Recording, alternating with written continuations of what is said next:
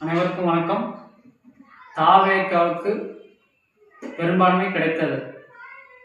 தர்மத்தின் வாழ்வதனை சூதுகவும் தர்மமே மறுபடி வெல்லும் எனுமியற்கை மர்மத்தே நம்மாலே உலகம் கற்கும் வழிதேடி விதிந்த செய்கை செய்தான் கர்மத்தை மேல்மேலும் காண்போம் இன்று கட்டுண்டோம் பொறுத்திருப்போம் காலம் மாறும் தர்மத்தை அப்போது வெல்ல காண்போம் தனுகுண்டு காண்டீவம் அதன் பேர் என்றார்.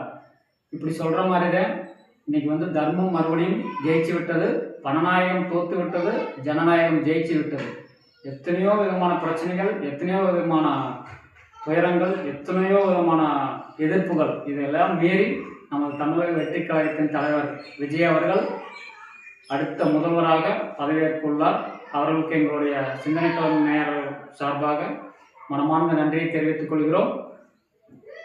எத்தனையோ விதமான பிரச்சனைகள், விடுதலை சிறுத்தைகள், இபிஎஸ், மு.க. ஸ்டாலின், இப்படி இந்திய கம்யூனிஸ்ட், மார்க்சிஸ்ட் கம்யூனிஸ்ட், ஏகப்பட்ட கட்சிகள் மூலமாக எத்தனையோ பிரச்சனைகளை சந்தித்த விஜய் இன்று அறுதி பெரும்பான்மையோடு தனித்து ஆட்சி அமைக்க உள்ளார். கூட்டணி கட்சியோடு ஆட்சி என்றாலும் அவர் தனிப்பெரும்பான்மையான ஒரு அரசை அமைத்து மக்களுக்கு நல்லதே செய்வார் என்று நாமும் விரும்புவோம். நம் தமிழ்நாடு வெளியிட்டும் அவருக்கு எங்களுடைய வாழ்த்துக்களையும் வணக்கங்களையும் தெரிவித்துக் கொள்கிறோம். நன்றி, வணக்கம்.